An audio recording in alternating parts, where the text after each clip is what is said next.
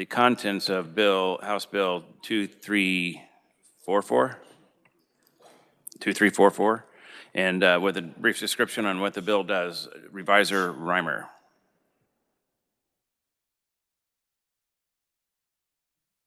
Thank you, Chairman, members of the committee.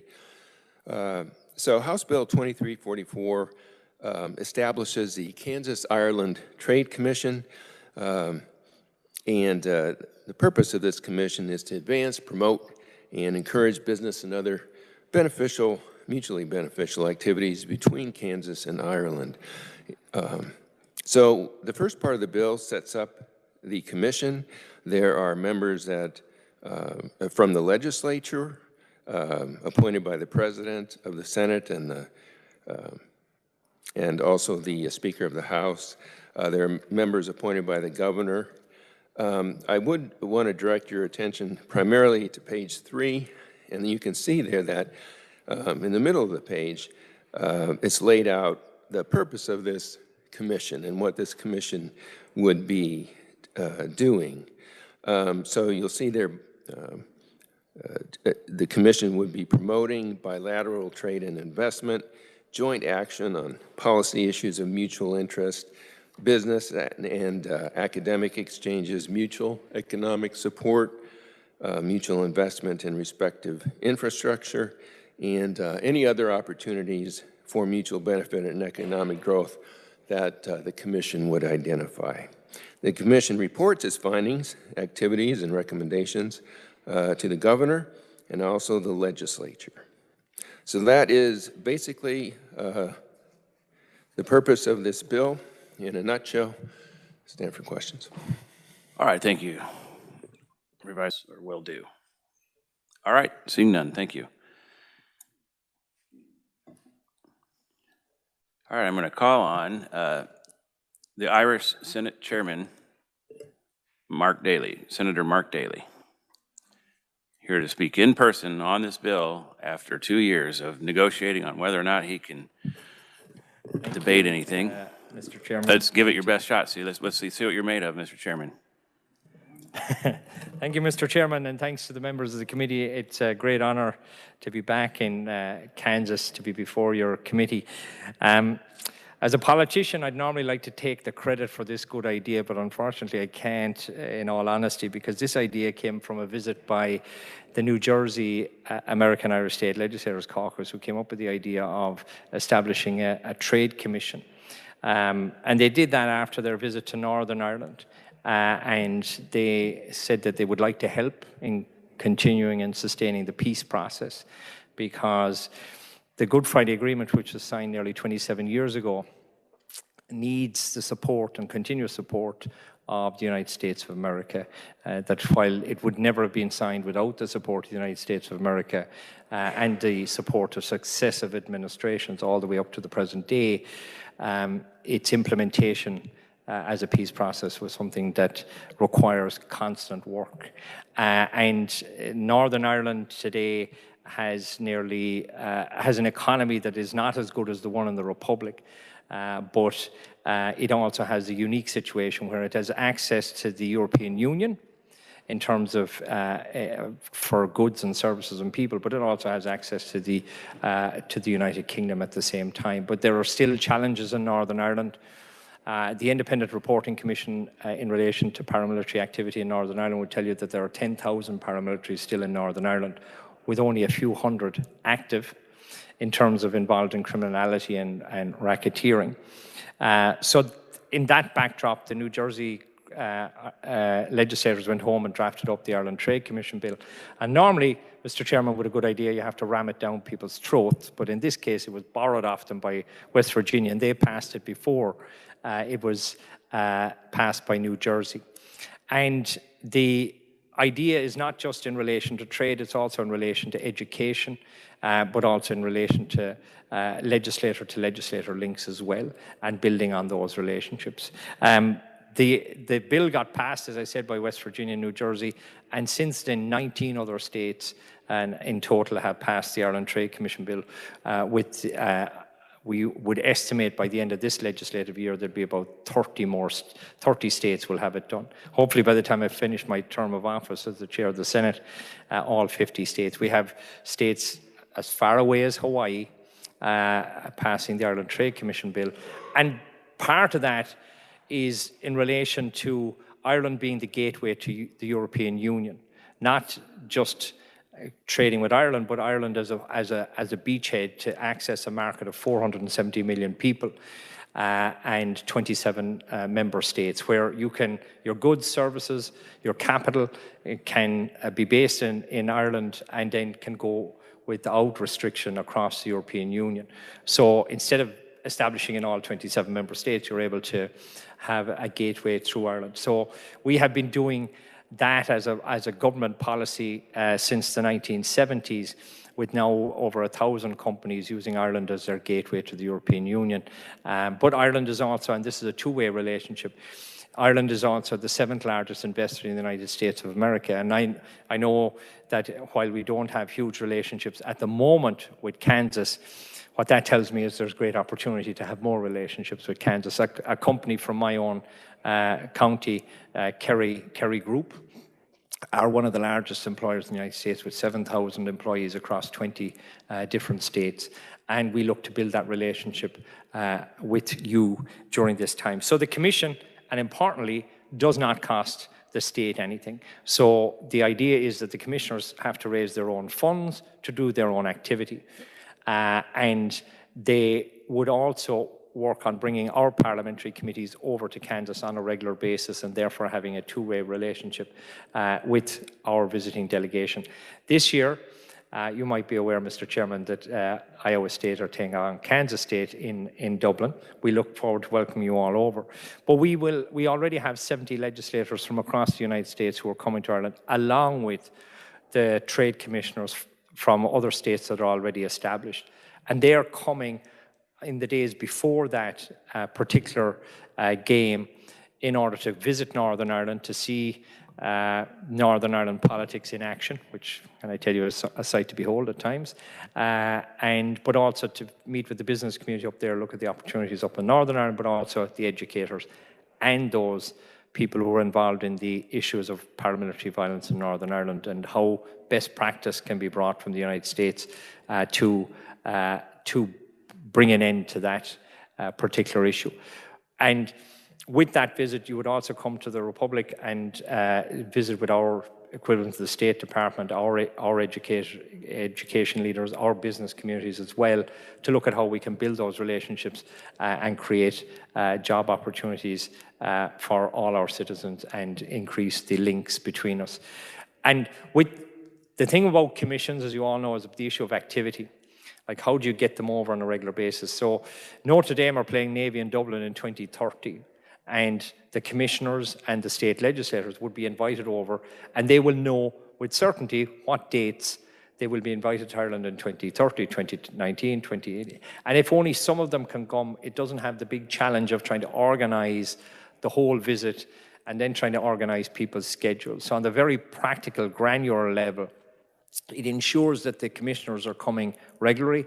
It ensures the engagement was regular, and also having members of our government involved in online meetings with yourselves as we come forward. But also, if issues arise in the European Union, our nearest neighbour has left the European Union during the Brexit negotiations, and leaving your largest trading partner may not be the worst idea in the world, but it's pretty close to the worst idea in the world. So it has left us the largest English-speaking country in the European Union, which is great in terms of the opportunities that it creates for Ireland as a voice for places like Kansas and others when it comes to issues that might arise in the European Union. That was something that Britain used to do with the US State Department on a regular basis, and I think Ireland is well placed to step into that breach in order to be of assistance to our friends in Kansas that I've enjoyed my visit here for so long and look forward to coming back again. I was here last January.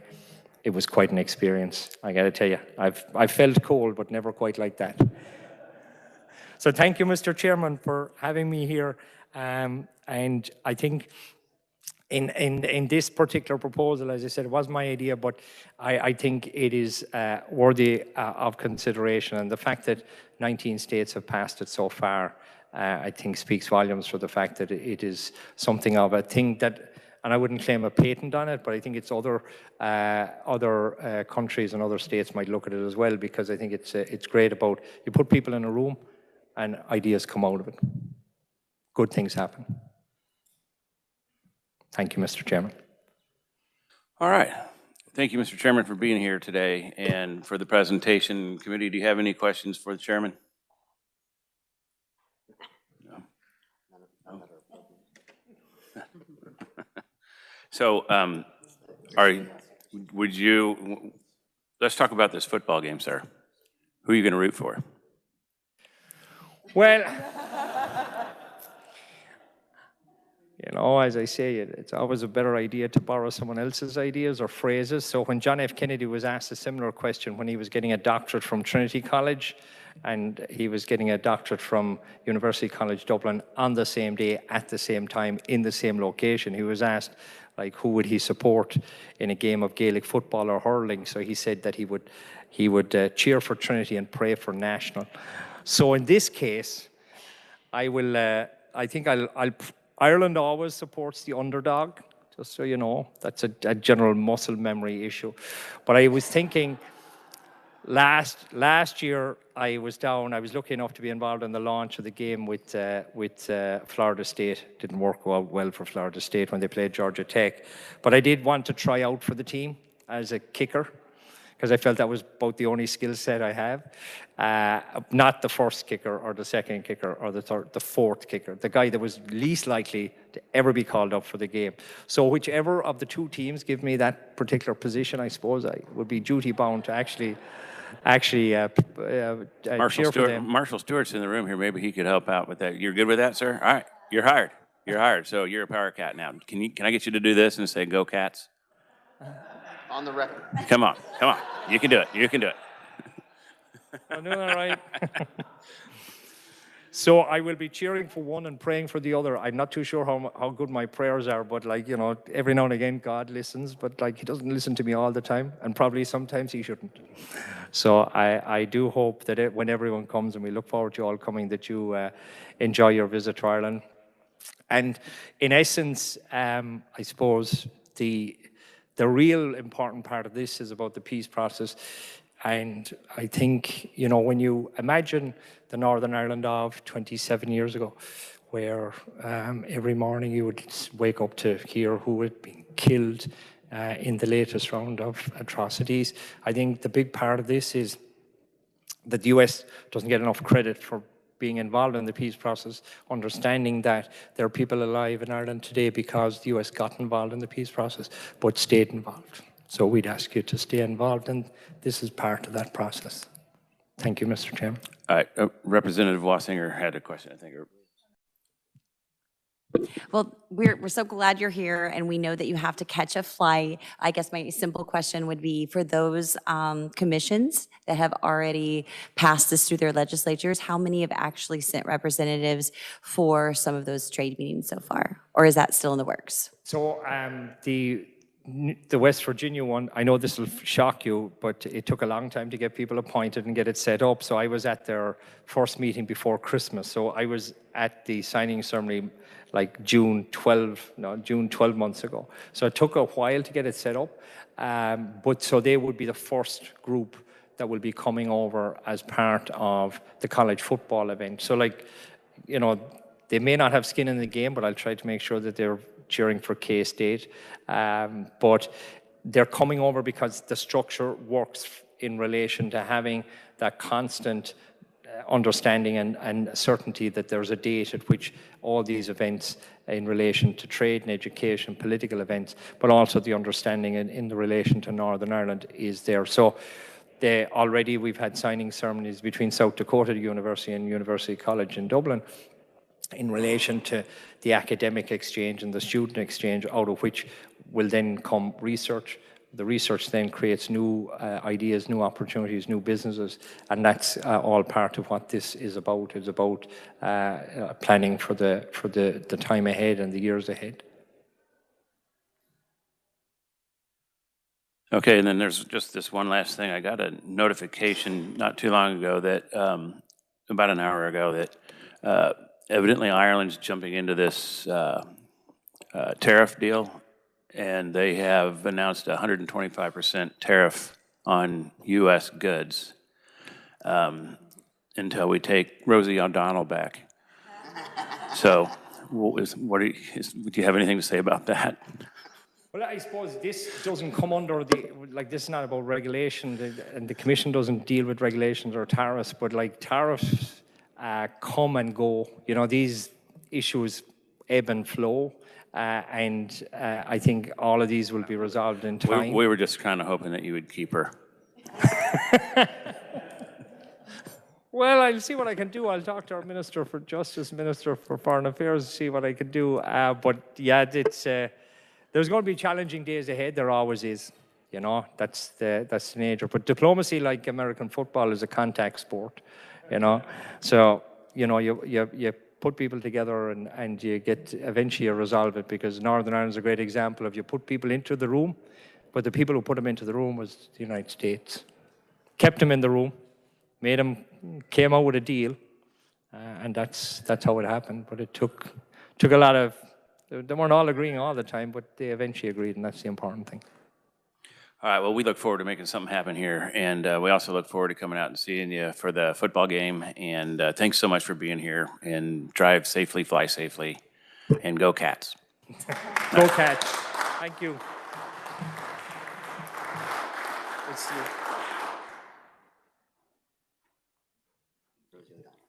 Yeah, and by the way, you're going to need a legislator to let you back into the garage, because there's a key, so you have to find somebody to walk you down.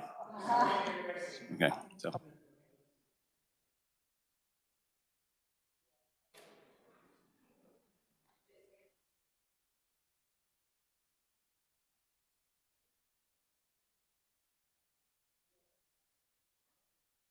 We'll find somebody, but we got to go quick. All right. Committee, we're going to attempt to work on Senate Bill 197. And that's the Star Bond bill.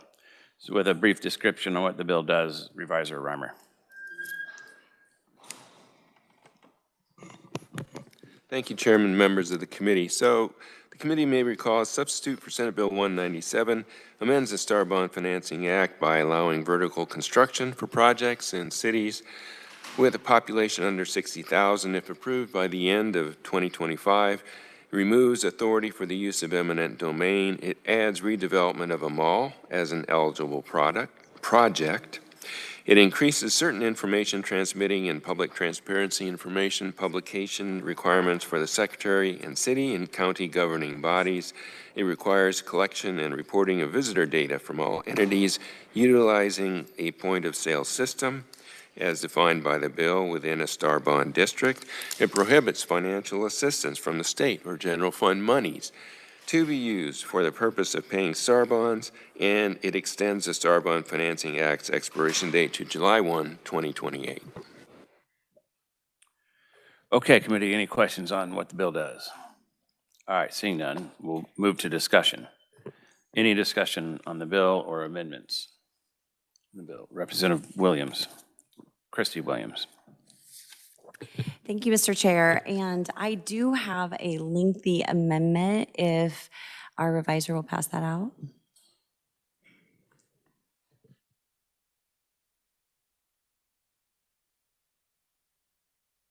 While the amendment is being passed out, I'll just do a summary and then I'll let Charles go over the particulars so you can find it as he presents it to you.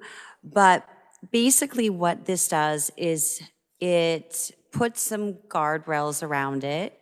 It does have a sunset on it, and it would be restricted to one per county. And it's divided into, so if you listen first, then you will be able to see the specifics. It's divided into two categories. So we're talking about the mall portion of it. It's in the large metro area, and then it's everything that's not the large metro area. So that would be the mid-sized communities that are in the metropolitan area and those that aren't in the metropolitan area, and then it would be the rural. So those are two different categories. For the large category, what we are doing is we are putting or codifying the rule that is in the Commerce's rules and regs, or it may not be in the rules or regs, but they're in their guidelines. And that rule is that 20% of the visitors must be from outside Kansas and 30% must be 100 miles away. So we put that in actually for all of those. The next thing we do is we ensure that the master developer pledges a personal guarantee for when they don't meet those requirements. So they may meet the sales tax requirements, but the developer who understands what they're doing, they're making the deal. It's not the community that makes the guarantee, it's the developer that makes the guarantee if they don't hit these markers of 20% and 30%. And so they'll pay proportionally annually. It also has to be located, so for this small area, it has to be located in an economically declining area, and it's defined in there. So it has to have two measurable indicators, such as declining GDP or decline in average household real income or decreased employment or decreased retail sales. So it has to have two of those. So we don't want it in high value land. We want it in places that aren't. It also will, for this vertical construction, which we do not do with star bonds, and because we do not do it for star bonds except for amusement parks, then we didn't want to continue this forever. We wanted to sunset. So for the large metro areas, it would expire December 31st, 2025. That means their application has to be submitted by then, and only one per county. For the smaller areas, anything that's not the metro, we'll give them another whole year. So they would have until 2026. We increased the minimum to $50 million in capital investment for the large metro areas. That's $50 million in state or the sales tax. So that is a decrease from the existing law, which is $75 million, but it is an increase from what the bill was when it came to us. And so for those that are in the other category, it maintains the existing requirements for that. For example, I believe it's $3 million for the rural communities. And Revisor Reimer, I just want to double check, make sure that the definition for star bonds and its purpose was also changed so that it would include, so I believe it had the quality of life, and we wanted to make sure that that had the tourism in it. Do you have that in there? Revisor Reimer. Thank you, Chairman. Yes, I believe that is in there. Gonna have to take me a moment. Well, I'll here. just turn it over to you if you want to walk us through. Okay, very good. So for some of this, I'll just be repeating what Representative Williams stated. So if you turn to the second page, you'll note that before I turn to that large balloon, which I think Representative Williams went through, I just note that we're making some changes to the first section in the, or one of the first sections in the Star Bond Act that sort of set out the purpose of the act. And you'll see that's on page 2 of the balloon, lines 15 through 20. And we're striking some language there, striking language that pertains, that talks about the general welfare of the state and just focusing on economic growth through tourism. And you'll see that box got cut off a bit when this was copied, but the language there is that we're adding is growth through tourism. So the other thing on page 2 is the provisions that define the mall project. So those definitions are changed. And as Representative Williams noted, there are 2 categories now. I don't know if I need to go through that again. I just would note that there is with respect to rural mall star bond project, there is a specific population requirement set out there in A, and just to check to make sure that's consistent with what was intended. So that's the definitions for the mall project that were added to the bill. So turning to page 3, we've got an eligible, just an addition there to ensure that we're talking about mall facility that's as defined in section 1, which we just talked about. The next amendment is on page 6. There we are, again, this pertains to mall facility, and this specific provision pertains to the project costs. So we are defining the project costs that would be eligible for a mall facility, for a mall project. And you'll see there that we're carving out the vertical component in that box. You'll see the language that's stricken there, and it's just moved over into that box, and then there are conditions put on that. You know, as Representative Williams also mentioned, that if it's a large metropolitan mall star bond project, then there's a deadline for the application, and condition that no costs are going to be permitted for any future expansion, and also requirement that the project include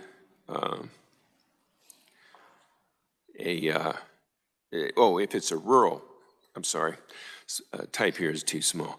If it's a rural mall star bond project, that's where we have the language that Representative Williams was mentioning, where we have a requirement that it include a sports or entertainment tourism component or an education tourism component. An education such as a museum or other educational facility. And there we also have the deadline language, December 31, 2026.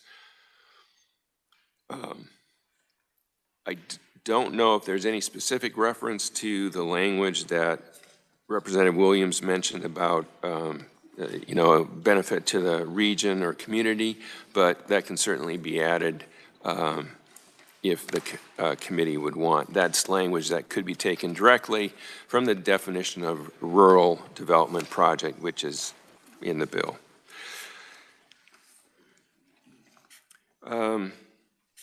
Turning to page 10, we have some language that is stricken there, and the reason that's stricken, the definitions of, those were definitions that pertain to that new mall project, and those were all moved to section 1, a new section that we've previously discussed. Turning to page 15, this is language that replaces the language pertaining to tracking of visitor data. And as the committee may recall, there was specific requirements with respect to all entities in a star bond project district that use a point of sale system. And such entities were all directed to collect visitor data and provide it to the Secretary on a quarterly basis under the bill as presented to you. That's changed a little bit. We've stricken some language. We added entities as required by the Secretary that are located shall collect visitor data in the manner required by the Secretary and transferred to the Secretary on a quarterly basis. And then just a reference to the fact that it should be collected in an aggregate manner. And of course, if the committee wants to change how that visitor data is collected, that can easily be done by striking the additional language there and placing, another provision for collecting and providing that data to the Secretary. So that's on page 15. Page 17,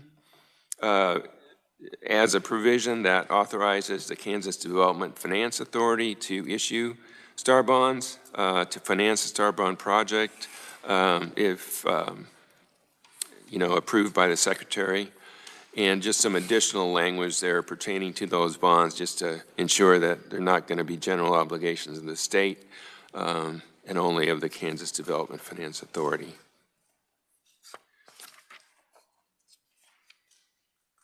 There's just some additional conforming amendments on page 19. And also on page 22, that's just an amendment to conform.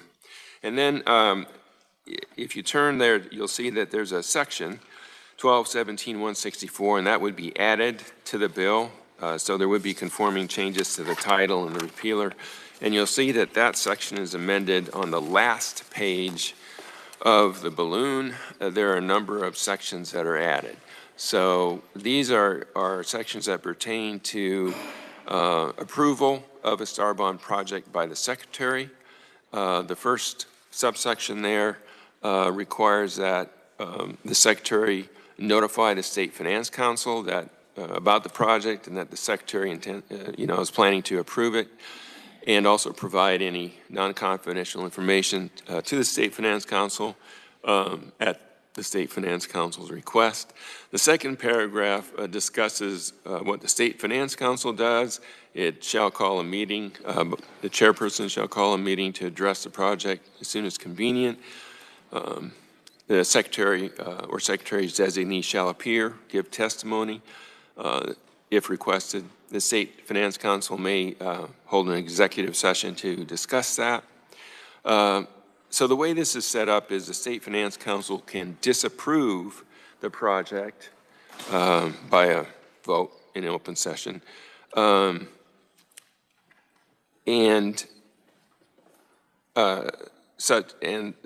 the State Council does not approve the project, or there's not the chairperson does not call a meeting that will be held within 30 days, then the Secretary can go ahead and approve the project. So what this paragraph 2 is intended to do is give veto authority to the State Finance Council to veto a project.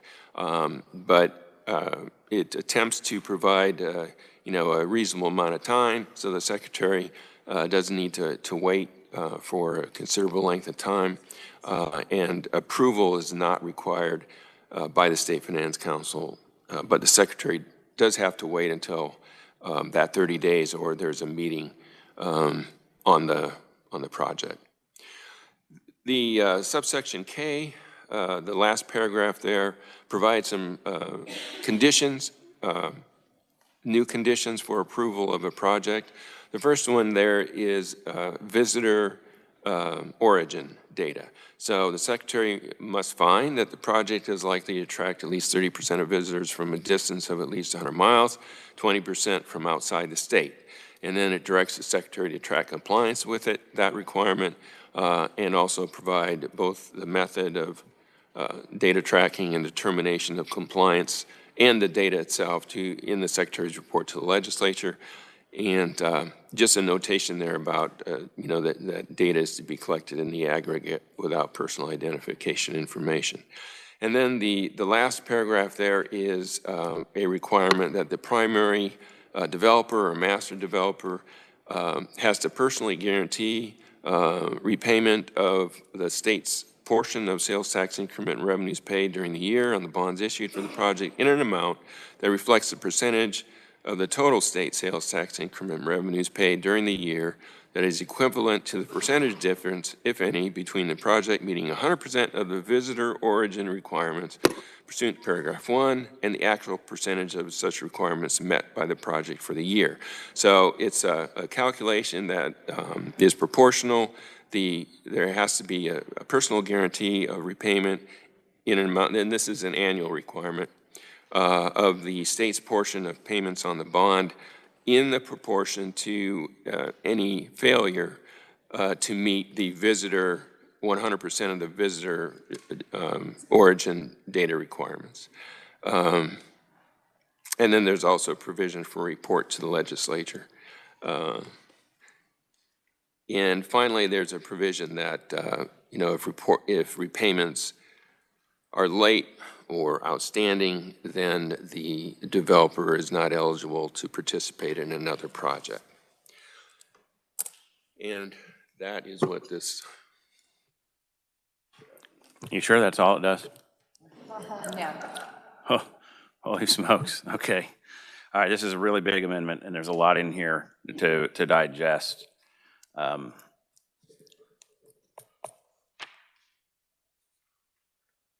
think the bringer of the amendment, would you be open to dividing it into a few different sections? You've got several subjects in here that, Yes, most certainly, Mr. Chair, however you would like to move forward. I do think there may be one area that isn't in here. However, it could also be conferenced, and I don't have to, add to this large amendment at this time. But yes, you move forward as you see fit. stand by, let me look at this and think for a minute.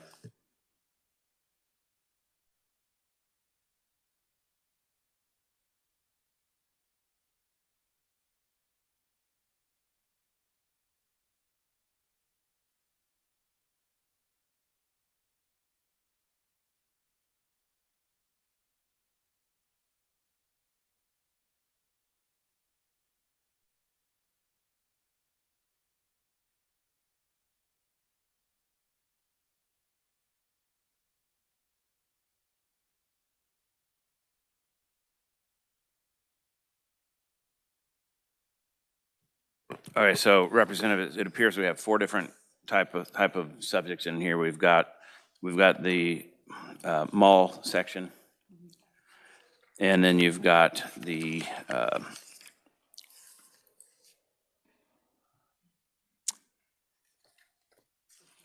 financing section for the Kansas Development Finance Authority. You're replacing the zip code collection, it looks like, with a different type of tracking for visitors. And then you've got the personal guarantee. What, is there anything else in there?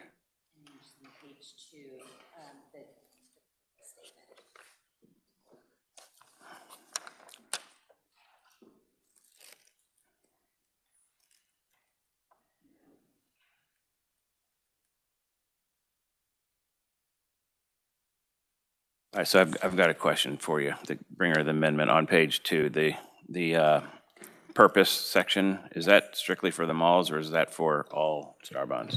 It's for all. And if you recall, when we had our legislative post audit in 2024, they took that statute, and since we have to review economic development incentives it was 2 years, and now we make it 3+ years, they actually took that phrase and they did a whole entire audit on quality of life for star bonds. Did star bonds increase the quality of life for communities?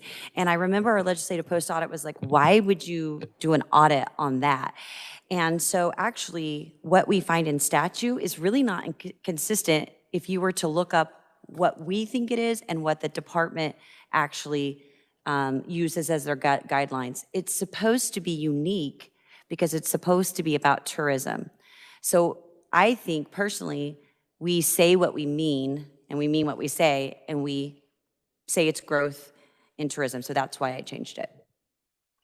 Okay, so I had an amendment that read exactly that, and so I understand what you're doing there, but it looked as if that was only for the malls, but that's for all of star bonds. It's in there twice. It's in here. I here, and refer on the last. to Charles to see if it should be expressed for all star bonds. I had several that were global. So we'll just double check with him.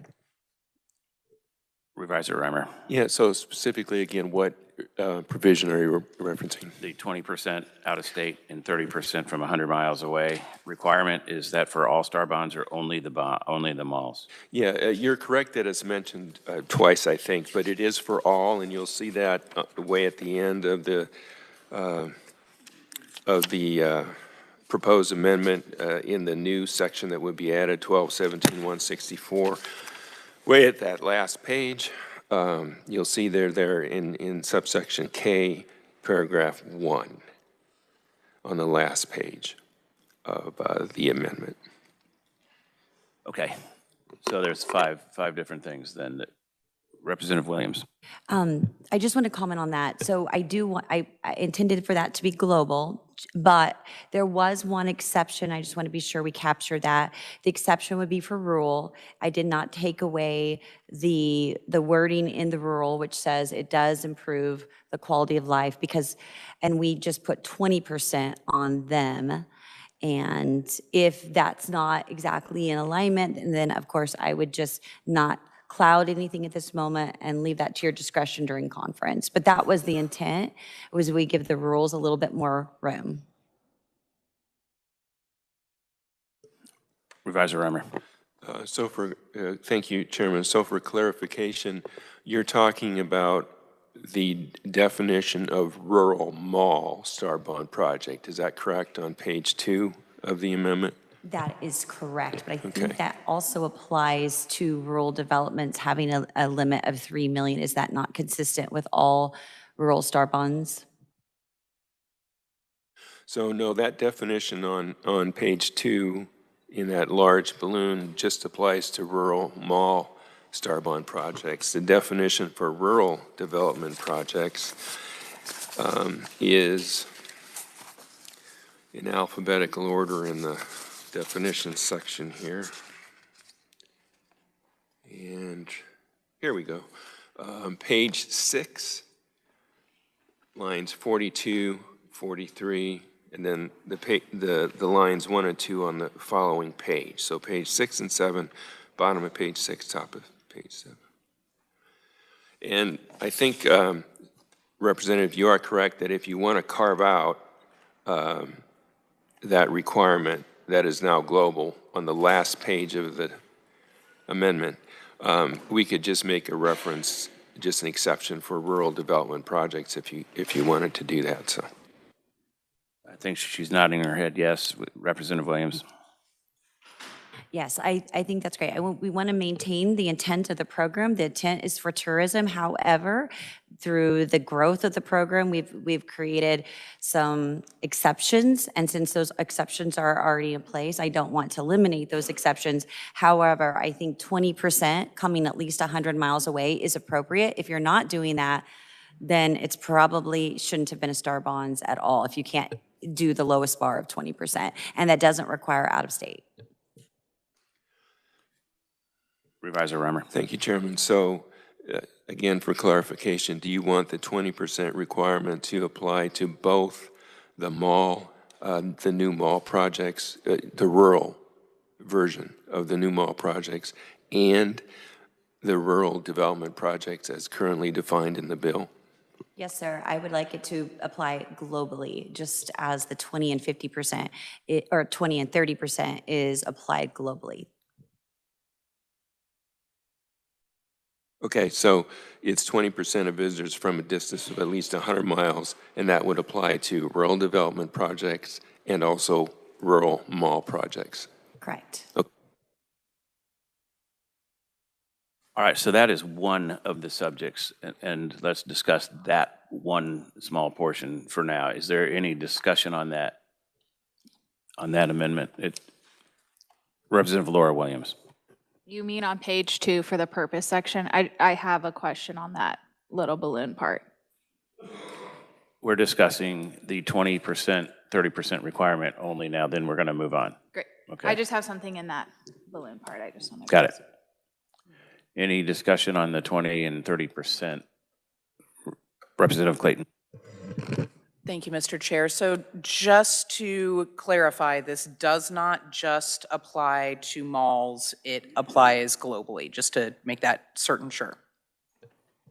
It does. Thank you. Revisor Reimer.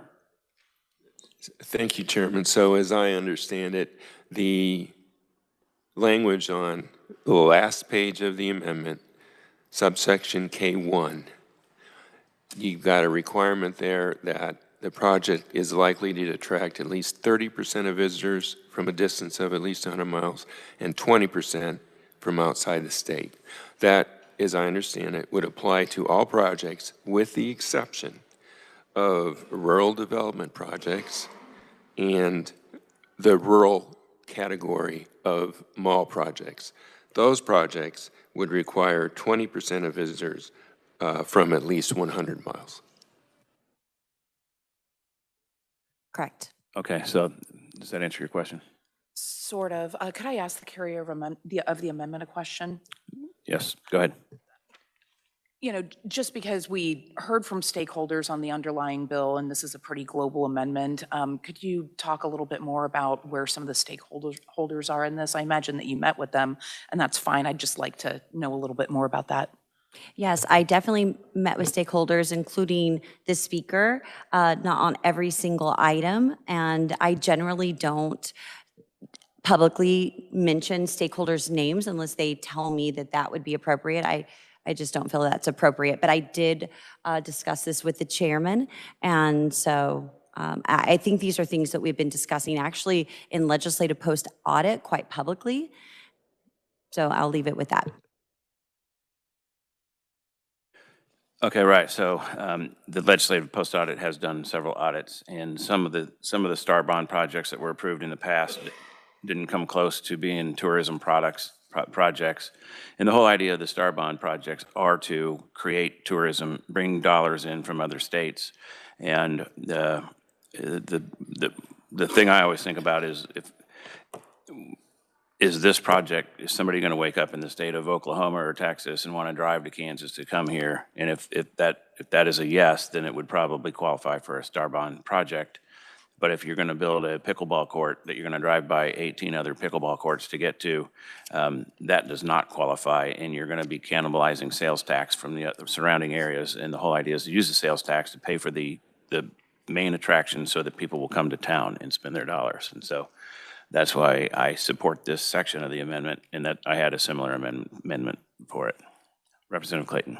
Thank you. And just thank you for the clarification. As we move forward, we're just discussing these various sections, and we'll be taking the votes separately because there are some sections of this bill that or this amendment, this substitute bill, I would assume, that I'm very supportive of, but just want to make sure that we are making it very clear what we're discussing, what we're voting on, what we're not, as we divide the amendment, which we are technically doing. Are we dividing it, or are we still just discussing it? We're going to vote on that one section right now, or when discussion is up on that one section, then we'll address the next section. Any further questions or comments on the 20%, 30% part of the amendment? Representative Williams, will you make your motion specific to that, and then we'll get a second? Sure, Mr. Chair. I move that we add into the language the 30% out of state for 20% at least, and at least 30% of 100 miles away, and that is a global motion that would apply to malls as well as all projects. With the 20% carve out for rural areas. Yes, thank you. 20% carve out for, and that is not 20% out of state, that's 20% within 100 miles. So it kind of is a little bit opposite there. Okay, second on the amendment. Representative Penn, any further discussion?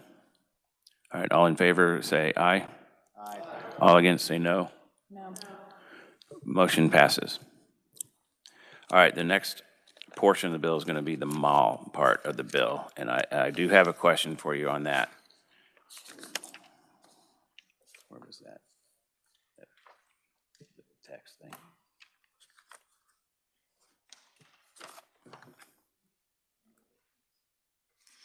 Okay, so when you said that STAR bonds are, that these are only to be approved in economically declining area, is that specific only to the mall section, or is that for all STAR bonds? That was only specific to the mall section. There are some unique situations where it wouldn't be applicable, so therefore it is not global, it is the mall only. Okay, Charles, do you agree with that? Yes, Chairman. Okay. On the mall section of the amendment, is there any discussion or questions for the bringer of the amendment?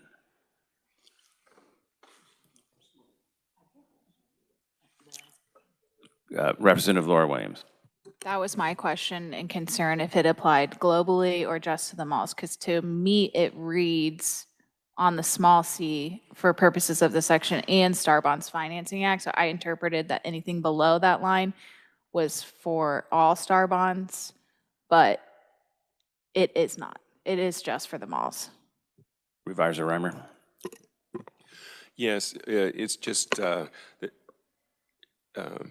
reason I put in Star Bonds Financing Act actually was just because I took the definitions out of the act and put it in a new section that will become part of the act.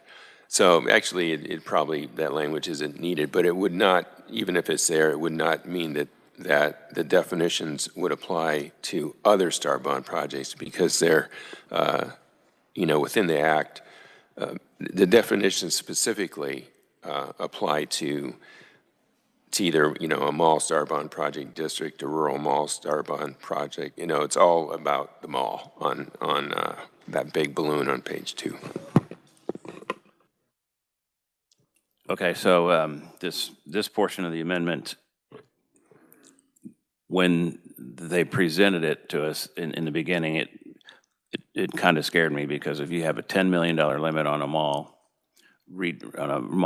reconstruction project to put sport courts or whatever you're going to do in there, I doubt that would create a bunch of tourism to come to town to pay for those bonds. And so the changes that you've made under this section, I think, are favorable. And I think you might have met with some of the mall people. And I also didn't want it to become the next dinosaur museum where everybody starts redoing their malls on Star Bonds and uses sales tax, surplants sales tax that we would otherwise be collecting to pay for them. So I appreciate your efforts on this one. Is there any other discussion on this? Seeing no further discussion, would you make a motion on the mall portion of your amendment? Yes, Mr. Chair. So I move that we adopt the changes to page 2 on the section of mall, and any mention of the mall in this amendment be adopted. Seconded by Representative Penn. Representative Ward beat you to it, I'm sorry. All right, so all in favor of that portion of the amendment, say aye. Aye. All against, say no. Okay. All right, moving on to the next section of this amendment, I believe we're up to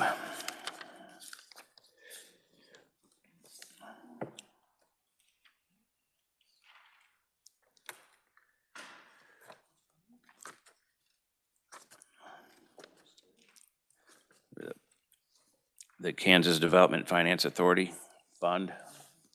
Would you explain that portion of the amendment, please? Page 17. Yes. Okay. So looking at this, what is happening currently?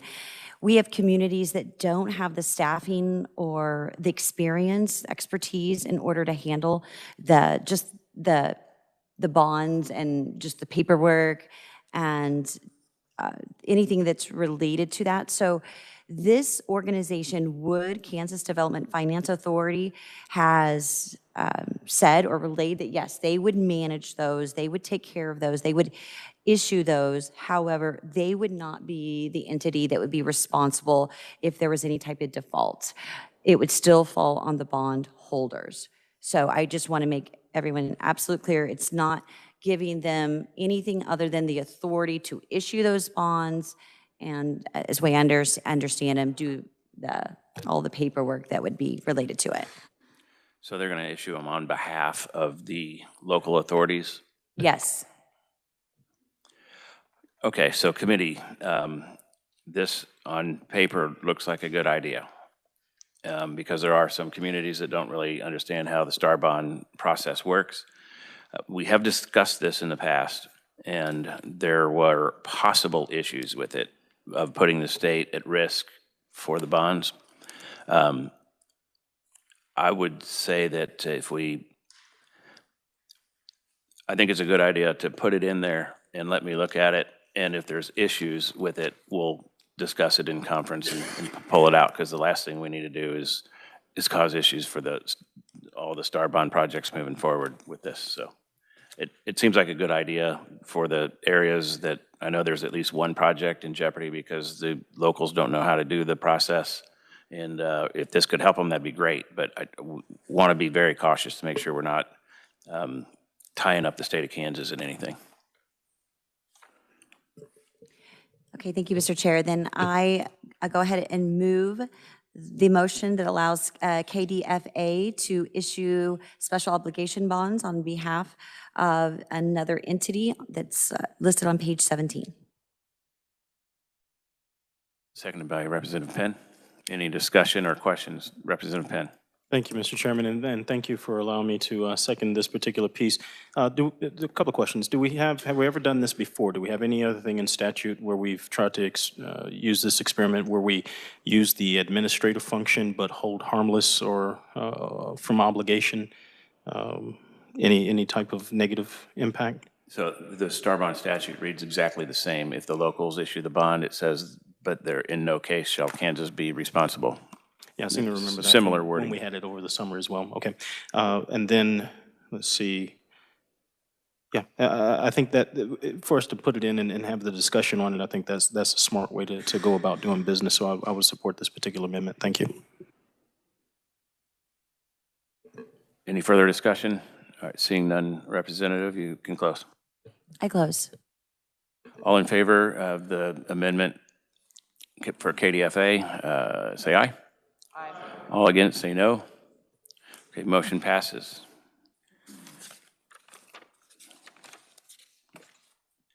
Okay, the next section is the replacement of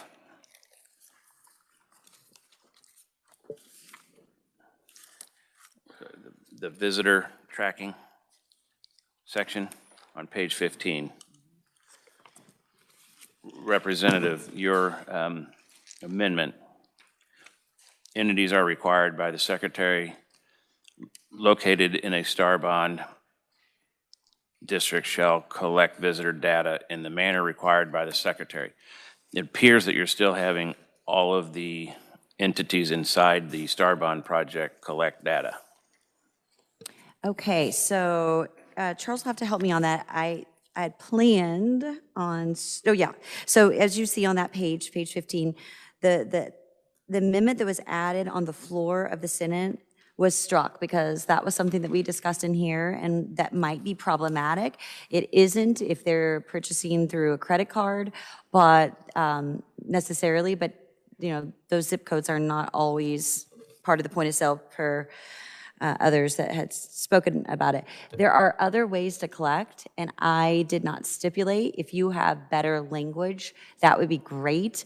I know that 10 years ago, when we had the affordable airfares in Wichita, they literally went, this is kind of old school, so probably don't need to do this anymore, but they would actually go to the airport and log annually or biannually out of county and out of state license tags. So I didn't want to stipulate what was to be used. It's just that they have to have it and we have to know how they're doing it. But I'm absolutely open to other language, and if we want to skip this one and there's better language, that's great.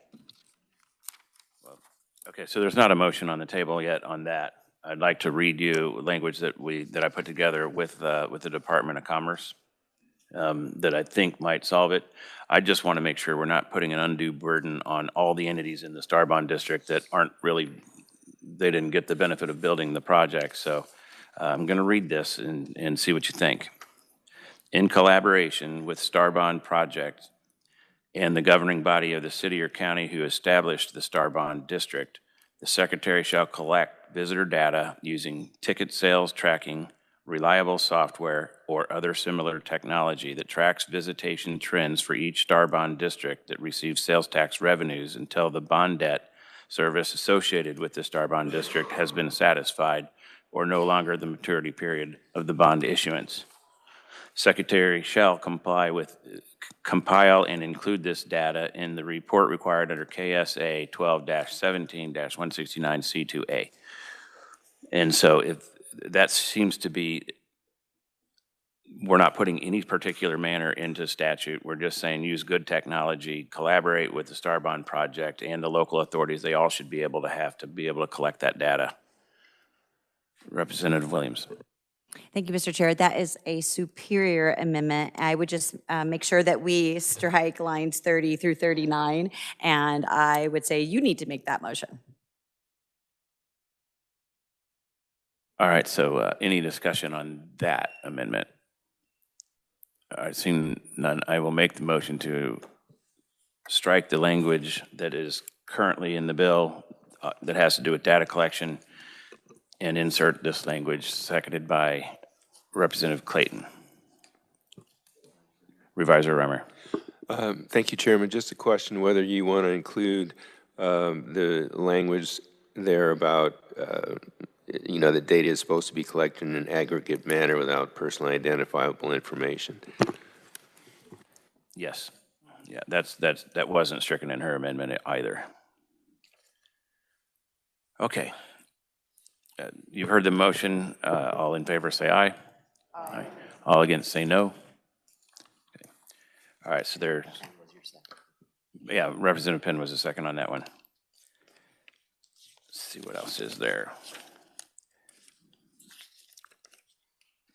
I think the only other thing in here is the what's the other, what? Representative Williams.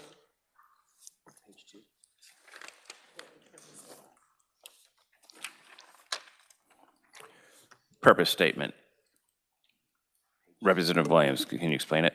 Yes, thank you, Mr. Chair. So back to number 2, I think I did explain it initially, but it's just taking out those very general ambiguous statements. It doesn't change what's applied to the rural section, and it just simply puts growth through tourism. So basically it would read economic growth through tourism. And that's my motion.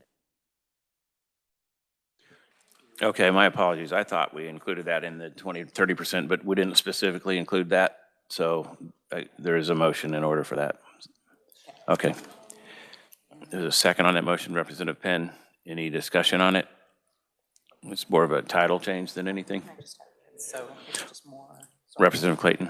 Thank you. Just for a point of clarification, can you remind me where in the amendment the purpose statement is? I gotta write a bill brief on this. I want to make sure that I know No, what my we're doing. apologies. It's on page 2, and it's line 17 through 20.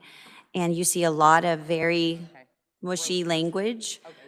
Sorry, it's cut off a little. It is cut off. Growth through tourism. Did I get all that correct, Charles? Yeah, so it's economic growth through tourism. Thank you, Chairman. Supervisor Remmer. So for clarification, you don't want any further changes to Section 2 there, what we're, actually, I guess it's Section 3, what we're discussing. You want the changes exactly as laid out in the balloon. Is that correct? Yes, exactly as you have struck out those words in that section and added after economic growth through tourism. Any further discussion? Representative Poskin. Thank you, Mr. Chair. Just clarifying, that's global. Yes. Thank you. Seeing no further discussion, you can close. I close. All right, committee, you've heard the motion seconded by Representative Penn. All in favor say aye. All against say no. Motion passes.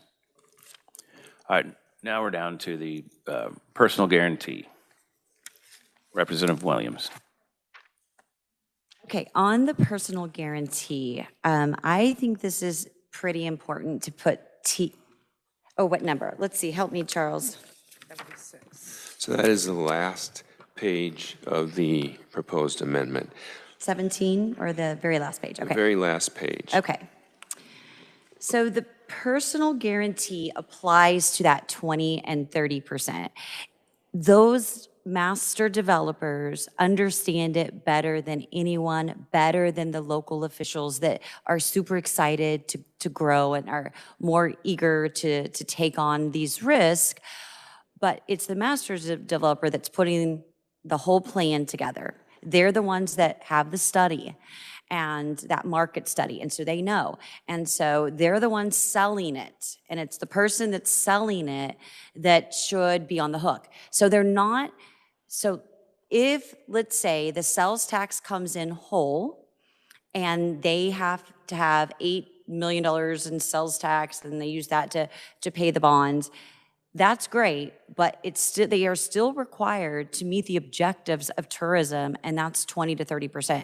As our chairman said, we don't want to cannibalize another pickleball court that's just 10 miles away. If you're just switching dollars from one location to the other, you really haven't met your goals. So that's why that's there. It's a personal guarantee. They're usually economically stable enough to provide such personal guarantee, and then they would have to pay that proportional amount annually to fulfill that loss. So I'll stand for questions. Okay, committee, any questions on that particular amendment? Representative Penn. Thank you, Mr. Chairman. And for the bringer of the amendment, does the local body or local chamber or any of the local officials have any input into this? I don't know if I necessarily want to cut them out of the consideration or input onto the deal. It is global. Thank you for that, madam. It is, I'm sorry to interrupt. It is global with the caveat that it'd be the 20% for the rural, but they'd still have that. I think he was asking about local chambers, did you? Local chambers, did they have any discussions?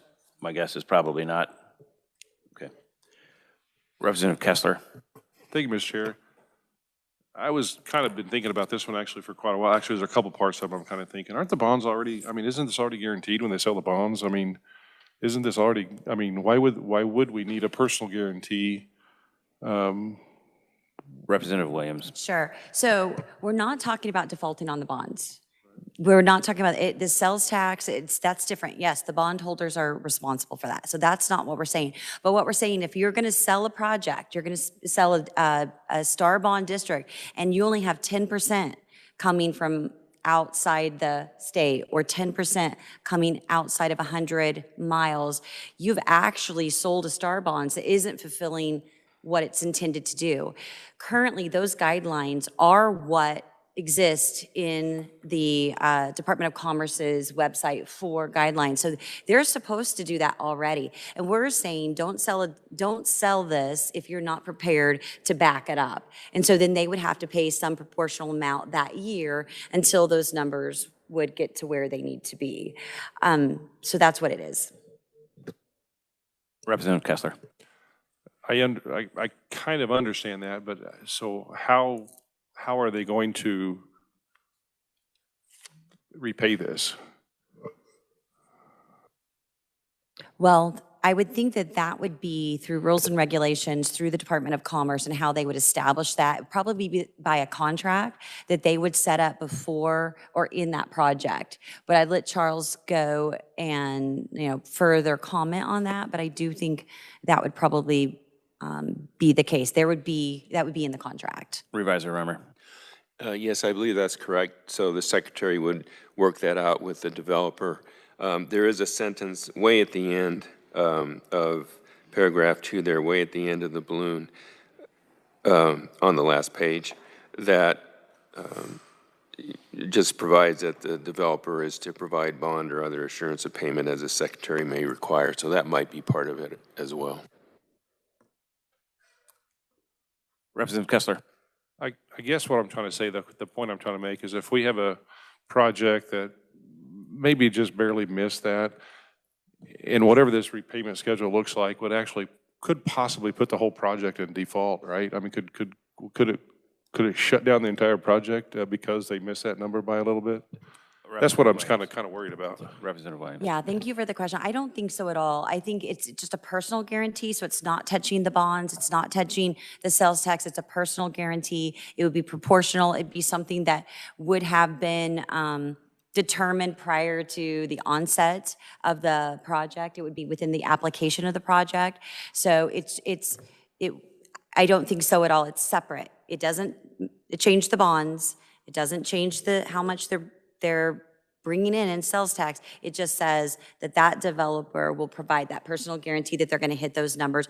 And let's say they miss it by 1%. That means that they're, and to that note, I was going to say it's proportional. They're only going to pay proportional per that contract or per that application. But if you wanted to give some level of room, I certainly understand that. It's just nice to have really clear guidelines and clawback. So Representative, this is going to be a major change to the bill. When a star bond project is approved and it is being developed, sometimes you're going to get businesses that move into that star bond district and create sales tax before the project even opens, but they would not have moved there or been created there other than the fact that they're going to be next to an attraction. And so there will be a period of 4 years where sales tax is collected and paid in reserve to pay the bonds. And so that for the first several years of the project, the developer will have to reimburse the state for all of the sales tax that the state would have collected from those businesses that located into the star bond district. And it could cause problems also. We have a couple of really huge projects that are being developed right now, that are being negotiated right now that haven't been approved. And with a clause like this, you'll end discussions for these projects. Representative Williams. Thank you, Mr. Chair. Well, certainly my intention would not be that. I am wondering, since we rarely add clawbacks and statutes, and I would love to have some method of clawback. Otherwise, I'm not sure why we even put the 20 and 30%. My question to you, Mr. Chairman, if that's the case, that there is a period of time that it takes to get to that level, the star bonds are issued for 20 years. What about only having it apply for the last half or after 5 years?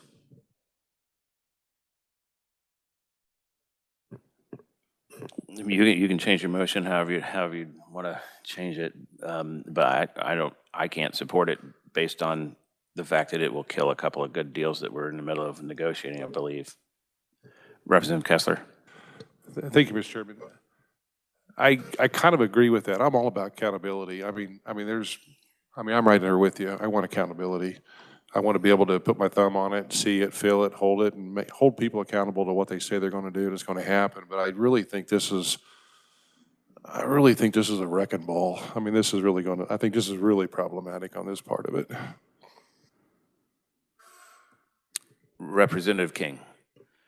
Thank you, Mr. Chair. I have concerns with this as well. The master developer is already personally guaranteeing and pledging assets, and then potentially they're going to have to pledge something in addition to this.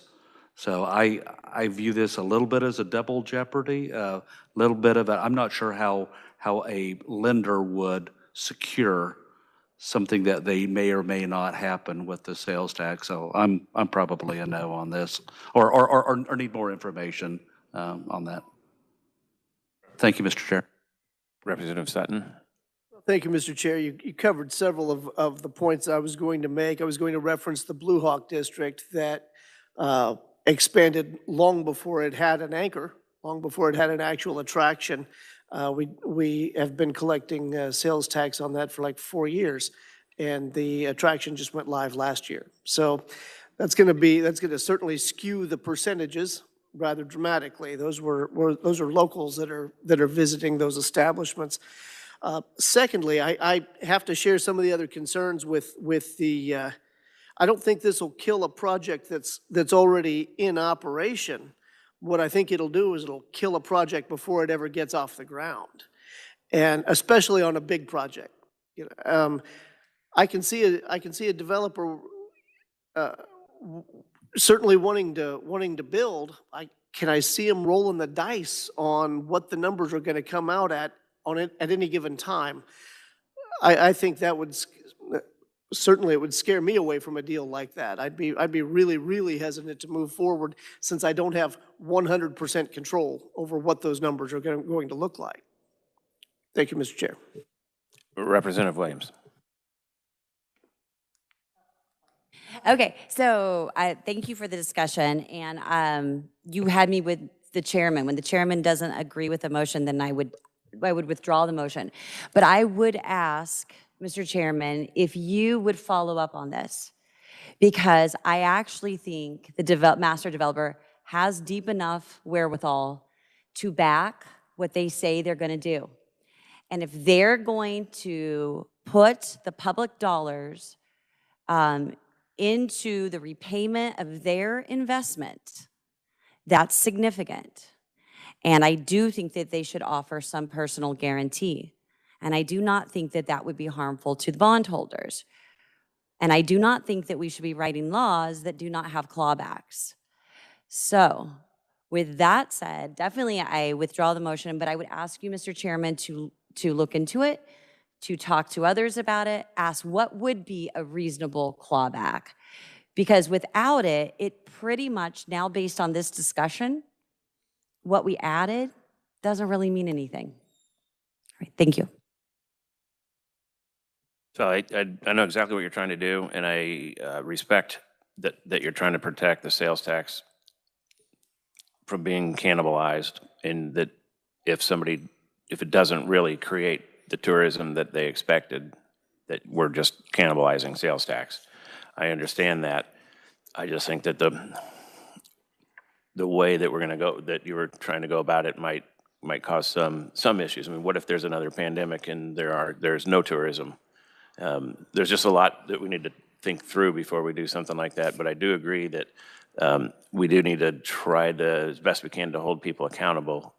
I would say that by putting the 20 and 30% in there, that is a good step forward, because unless that feasibility study can absolutely show that it will bring people in from out of town, then it won't get approved in the first place.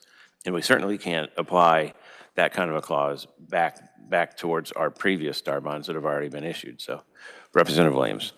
Thank you, Mr. Chair. And then along with that, when you're discussing this and pursuing it perhaps maybe in conference or in the future, I would also like you to consider that if you're not meeting your obligations, then you shouldn't be part of another STAR bond district. And what we actually find that there are many same master developers that are going from one project to another, because once you learn the process and you have the attorneys and everything, the system creates itself, then you want to replicate it in another place. It's a fantastic way to earn income.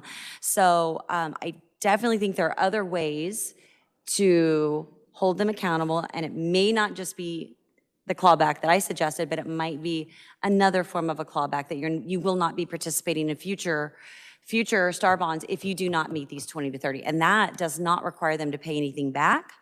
What it does say, you're not going to move forward if you don't hit those marks. And so that may be something you could consider in your conference committee, but I don't want to rush any discussion on it, and I think we've kind of beat the horse on it, so thank you. I actually kind of like that idea.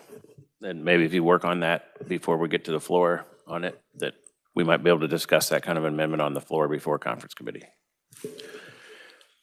Okay, so does that address all the amendments that you had in that balloon amendment? It did, except that one didn't. All right, Representative King. Thank you, Mr. Chair. I have an amendment to this bill as well, and it's basically, Mr. Chair, I have an amendment. Did I? Freshmen don't give.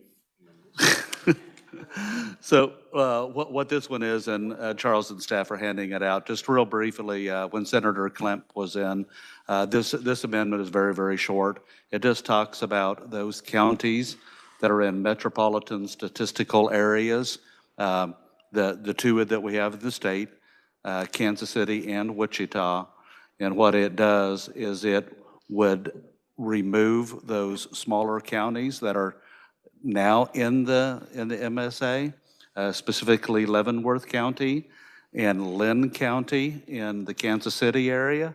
And then it would remove Harvey County. Let me make sure I'm going to get this right here. It would remove Harvey, Butler, and Sumner County from the Wichita MSA. And what it's saying by the amendment is counties with a population of under 100,000, there's only 5 counties in the state that have more than 100,000. All of these are under that. And it would also include cities with a population of under 60,000 in these smaller areas. And that would include, so every city like Leavenworth would be able to fit into those requirements. So with that, I would stand for any questions, or if Charles wants to explain the amendment anymore, Mr. Chair. With question, Representative Clayton. Just for my notes, you mentioned that it removed Leavenworth County. What was the county you mentioned right after that? I got Harvey, Butler, and Sumner. So in the Kansas City metropolitan area, it would remove, let me make sure, it would Lynn and Leavenworth County. It was my understanding that Miami County has already been removed. Miami would be there, but it has been removed already. So it'd just be those 2. And then there's 3 in the Wichita area. All right. Any Reviser Reimer. Go ahead. Did you have a statement?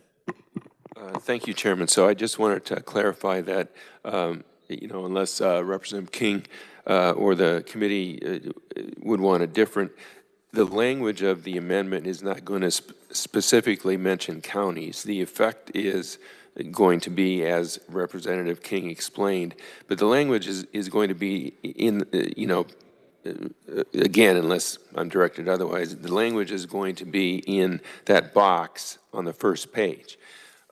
This is sort of kind of a bit of a conceptual amendment, because what I've done is I've just indicated places where language would be added to, within the bill to make that change. And so with this amendment and in general, I would ask for some discretion to work with Representative King to just make sure that the language is as he and the committee would like, and it would be inserted in the places as indicated on your proposed amendment.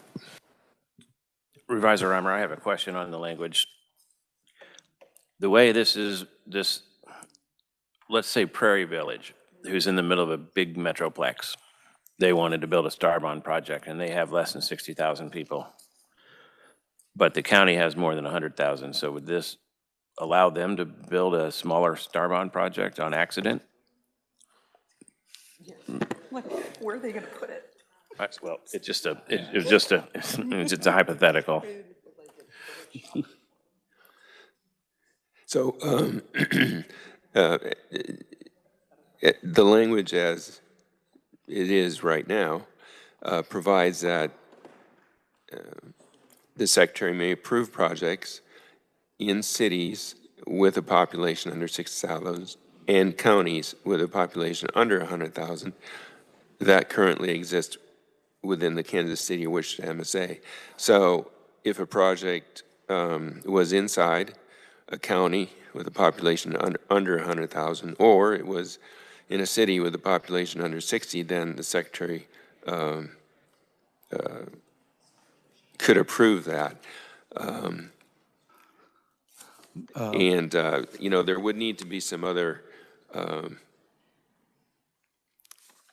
probably some other things that would need to be worked out. So I think the answer to your question is yes, because there isn't a distinction.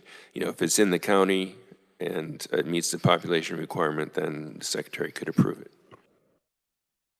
Okay, so just so we don't make an error like that, Right. I'd like you just to name the counties for now.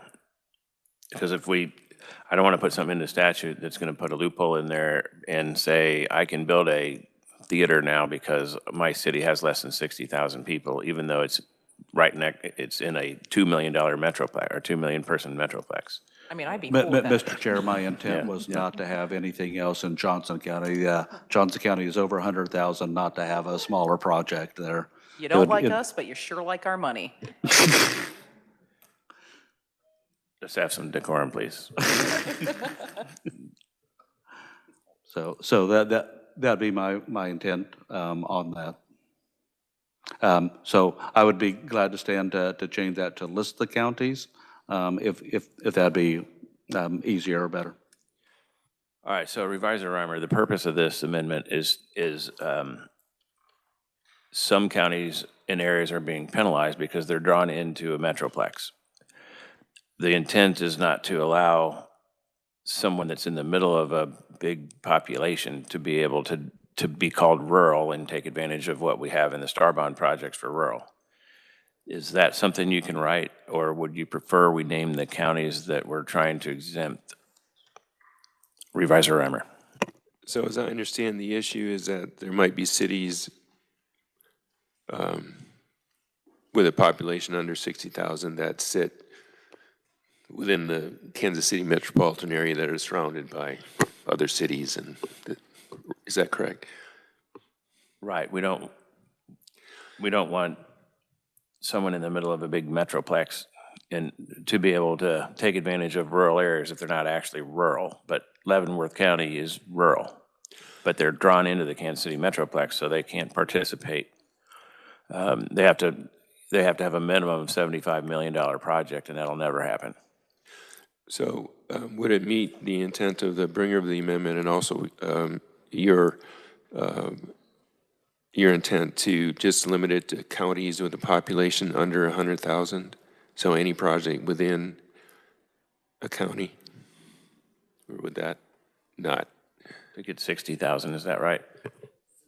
100,000 on the county, under 100,000 population of the county, and that gets all the counties that we would be in question. Reviser Reimer, what is the definition of rural currently?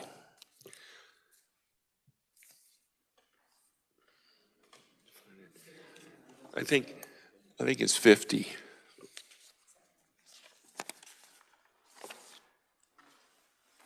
Representative Williams, Laura Williams, or Christy Williams. Actually, I have two questions, but I'm just going to ask the one that relates to what you're talking about, so not to muddy it up. But I'm going to give you an example. So as you're thinking about this, Butler County has the largest geographic area of any county in Kansas. It has 65,000 residents in the largest geographic area. It is a neighbor to Sedgwick County. However, the majority of it is pastures. The majority of it's rural. There is no way we would ever be able to attract, I'm going to take away the no way because there's always a way. It's very unlikely that we would ever be able to afford a project, even though we are 12 miles east of Wichita.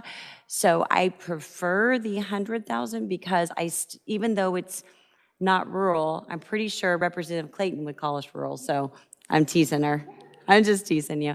But anyway, I really do think in terms of economically, they do play into that more because that distance and the lack of development. So just a thought. I'm not. So yeah, that's exactly what he's attempting to do, because Leavenworth County has the same problem. So the 100,000 would work on that, Reviser Reimer?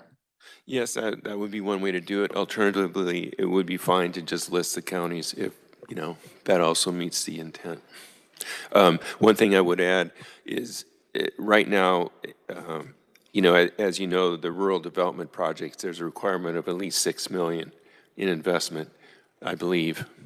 And I didn't know if the bringer of the motion wanted to put any kind of investment requirement on this. I think the intent is to classify them as rural so that and everything else in the Star Bond bill would apply to that rural area. Is that correct, Representative King? Yes, Mr. Chair, yes, that is correct. Okay, Representative Williams? Thank you. So on this amendment, you have it specifically for vertical construction. Vertical construction will expire by 2026. So I was thinking that you probably meant to keep this in perpetuity or as long as the star bond is allowable, which is 2027. Representative, your amendment was specific to malls. There are allowances for vertical construction in star bond projects in rural areas in the underlying bill. Well, Is that thank right? you. Yeah, so- Well, thank you for that correction. Representative Sutton. I was just getting, thank you, Mr. Chairman. I was just getting ready to try out my new invisibility superpower. Apparently. All right. Looking at this, and Charles, this one might be a question for you on this. Those are separated by an and. With cities with a population of 60,000 and counties with a population under 100,000, wouldn't both of those conditions have to be true in order for it to go into existence or be applicable? So, yeah, and that's a very excellent point, Representative. So that was just kind of sort of the descriptive language that was provided, and I didn't have an opportunity to kind of wordsmith that. But that's an excellent point. So that can be refined as well. Well, my point, Mr. Chair, my point there was that we really don't have to, since it would require both of those to be true, in which case Prairie Village would be opted out of this. And so in Gardner, by the way, that's why I looked at it in the first place. But if we didn't want to do it that way, then we could just strike everything from the word cities to the word counties, and we have counties under 100,000. We're good to go, if that's the intent. Thank you, Mr. Chair. Representative King. Mr. Chair, thank you. I'd be happy with that, just to go the under 100,000 population county and anything within that county then. All right, Charles, you good with that? Yes, that would be fine. And then to clarify also, so what I would do, if approved by the bringer and the committee, would be just to add this as a part of the definition of rural development project. So. Okay, sounds like we're all on the same page. Any discussion on that change? Representative Clayton. I'm just going to be a no on pure principle because I can't stand all the hate on Prairie Village. They're awesome people. So. Seconded by Representative Clayton. No. Take that off. I need a second. Representative Ward. All right, and seeing no further discussion on that amendment, all in favor say aye. Aye. All against say no. Nope. Ayes have it, and we will cease discussions for now. We'll take up the rest of the amendments on tomorrow. Well, I have one more amendment that I know of that's mine. Might take a minute to explain, and I know we're coming up on tax, so we're going to adjourn.